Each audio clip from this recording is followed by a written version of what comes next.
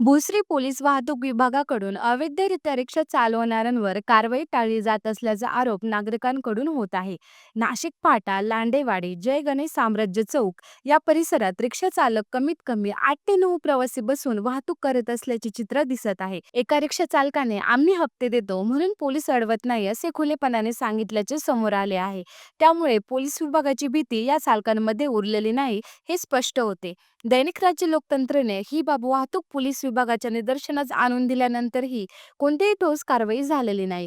तसंच लातूर, धाराशिव, सोलापूर, उदगीर बस व कल्याणकडे जाणाऱ्या ट्रॅव्हलचा भोसरीत अनधिकृत थांबा असतो आणि त्यासाठी रस्त्याच्या दुतर्फा वाहने उभी करून पार्किंग केली जाते. या अनधिकृत वाहतुकीकडे पोलीस डोळेझाक करत असल्याने नागरिकांमध्ये संताप निर्माण झाला आहे.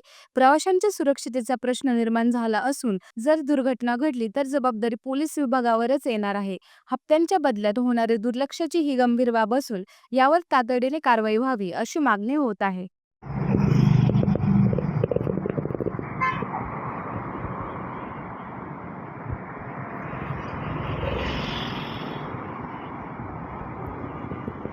आपण पाहू शकताय वाहतूक विभागाच्या समोरच हा नाशिक पुणे हायवे आहे. नाशिक फाट्याकडे हा रस्ता जातोय. या रस्त्यावरून सरास अवैधरित्या अशा प्रकारे वाहतूक केली जाते. रिक्षाचालक जवळपास 8 ते 10 संख्येप्रमाणे या ठिकाणी वाहतूक करताना आपल्याला पाहायला मिळत आहे. कशा पद्धतीने रिक्षाचालक या ठिकाणातून घेऊन जातात. वाहतूक पोलीस आळीमिळी गुपचडी याप्रमाणे लपंडाव रिक्षाचालकासोबत खेळत असेल का आपण पाहू शकताय.